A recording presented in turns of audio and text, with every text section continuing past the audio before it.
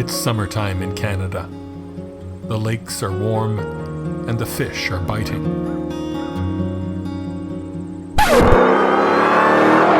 But Nick doesn't fish.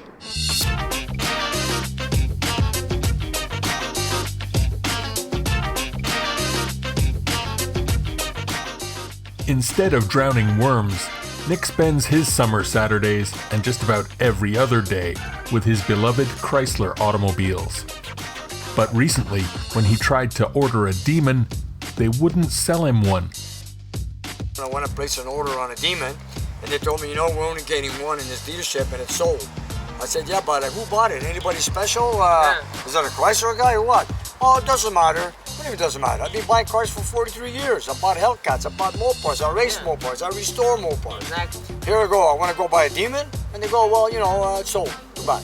So, my point is, I wanted to tell Chrysler, why don't they make these cars selective to certain customers? Yeah. For example, they even said, like Tim Kuniski said once, they're not built for everybody. And then they show them off as race cars, and that's what we do. We race our cars, my brothers and I. And they show them off as they're monsters, they're fast cars, they're not built for everybody. They beat them, they race them.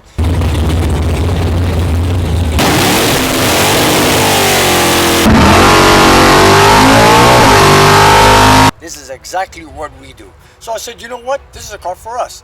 So according to Chrysler, they only made 300 for Canada. So I said, let me get one. But of course, one per dealer. I got there, it was too late. Someone else bought it. And who bought it? A flipper. A guy's gonna buy it, flip it, and make more money. He's not showing off the brand. Give it to me. Let me drive this car. Let me test it. Let me beat it.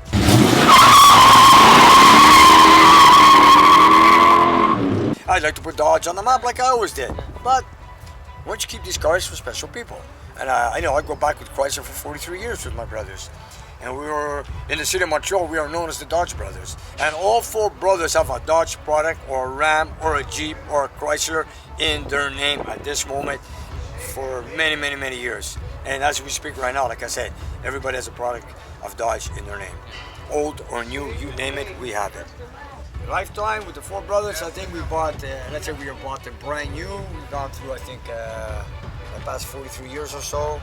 I think over 40 brand new cars. Wow. From Jeeps, Dodge Rams, even though tow vehicles are Dodge Rams. Yeah. Our race cars are 90% Mopars, Chryslers. I got the old T8 Challenger. We owned a few Jeeps, Dodge Rams, we had quite a few of them. Matter of fact, my brother has a Dodge 1996 with a V10, cast iron block. I mean, it's a big V10 motor, and we use it as a tow vehicle. Yeah. And he, of course, tows his Dodge Challenger with a Hemi, races at the NHRA events. Yeah, we've owned over 40 cars. Actually, my first car was back in 1973, a Dodge Dart. 1968 Dodge Dart. We bought it. I went with my dad. We paid $1,200 for it. And we brought it home. It was a 6-cylinder, 2-door, blue Dodge Dart.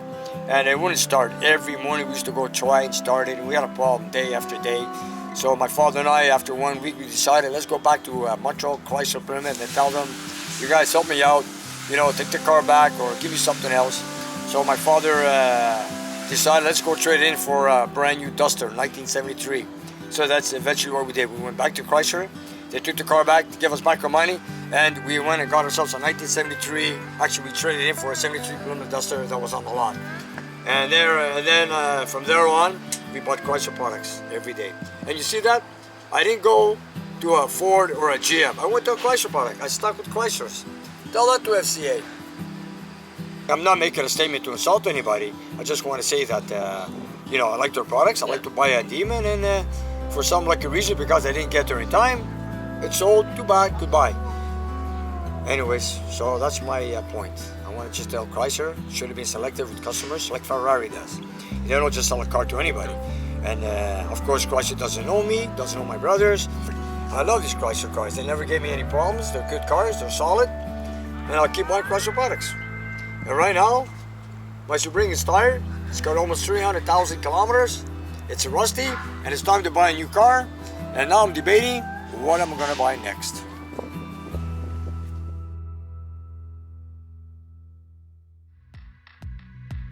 Nick is still a Mopar guy, at least for now.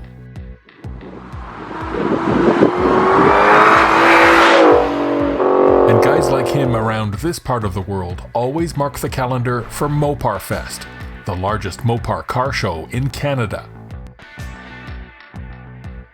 This year, Nick didn't take any cars to the show, and he didn't intend to stay long.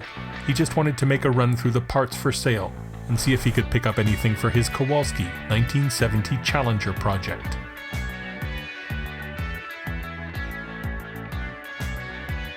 Vasily took off to the track today, so Val is looking after the shop and making sure someone is here to answer the phones.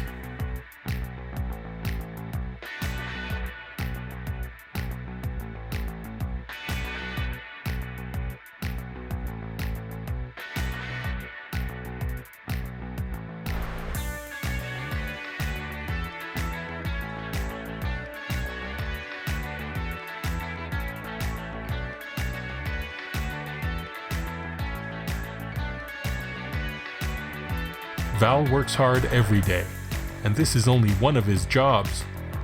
But Nick is glad to have him in the shop when he can be there.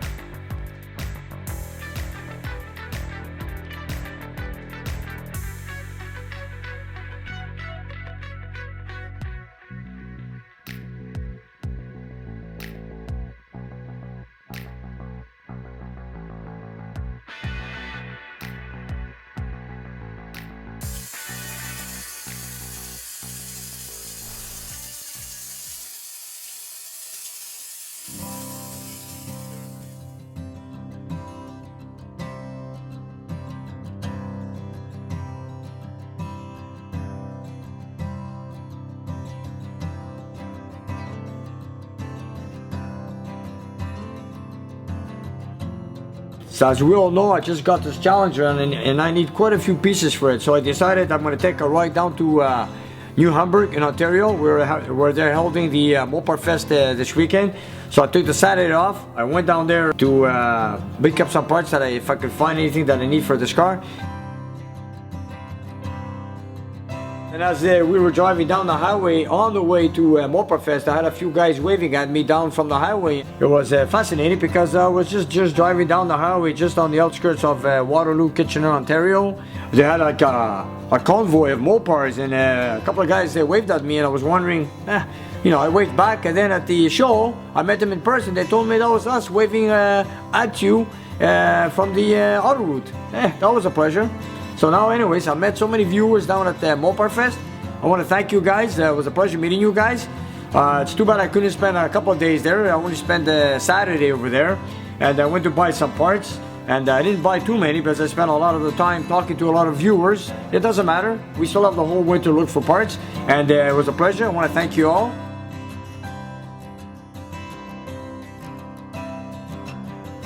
Nick might not have brought back a lot of parts from the show, but he's amazed by the number of new friends he met. And lately I've been meeting people from all over the world.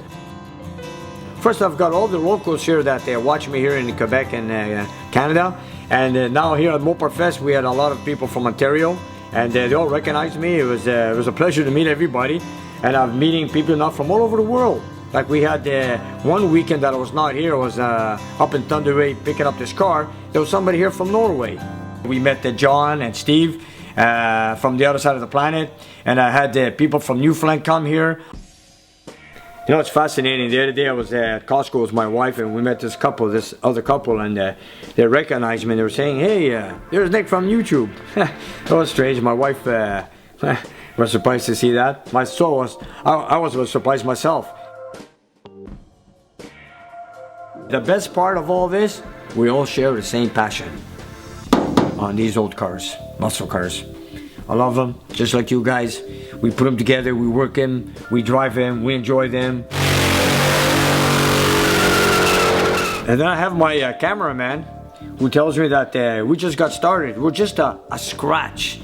Now I understand what he means, it's just a scratch. But lately, wherever I go, I've meeting all kinds of people noticing me, and I enjoy it, of course. But we just got started.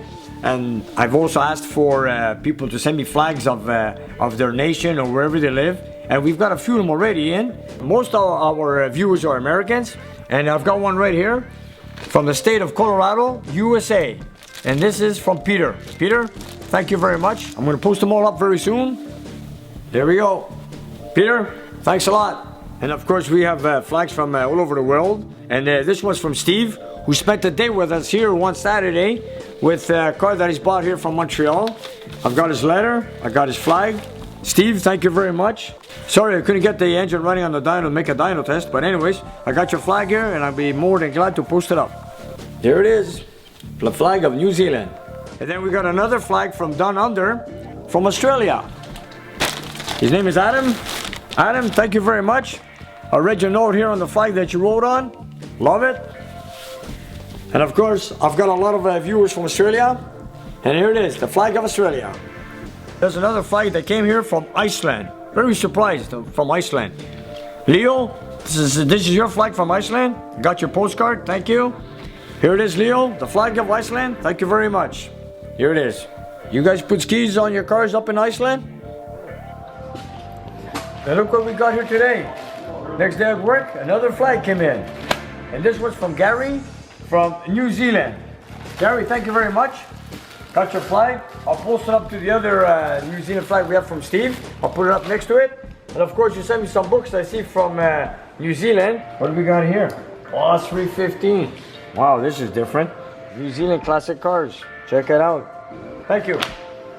Actually, the first flag that came here to my shop is from Sean from South Australia. Here it is. Sean, thank you very much. I got your letter. And here's your flag from South Australia with the piping strike. This is the South Australian flag. And by coincidence, your wife called me in the afternoon that wanted to come by my shop and have your son Pierre take a picture with me. I met your family, very nice, thank you very much. And just a few days ago, your mother-in-law sent me this, which apparently is from you. And of course, Pierre drew me a picture of a car with a letter thanking me. And Pierre, thank you very much. And of course, this is very touchy with me that you guys from way up in the, way down under in Australia sending me a letter and caps. And it's just surprising that, I don't know, it touched me very much that this is unique and I don't know, this is very touchy. And I thank you, I want to thank you very much. It would be a dream of mine to have everybody's flag from around the world hanged up right here in my shop.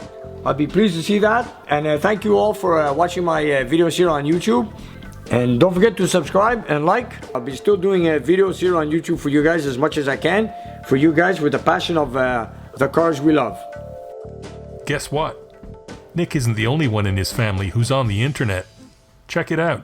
I just came back from a vacation on the island of Paros, which was the #1 island of Europe for 2018.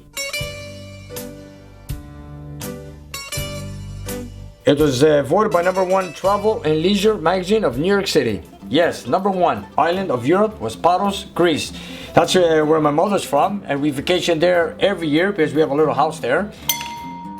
We had a great time. The weather's always great. The food is great. We had a great time there. The beaches are beautiful. The waters are aqua blue. There's a lot of lovely people there we met. We have a great time there. We go there every year. If you guys would like to go there, you can just visit it on Instagram, Passport to Paros.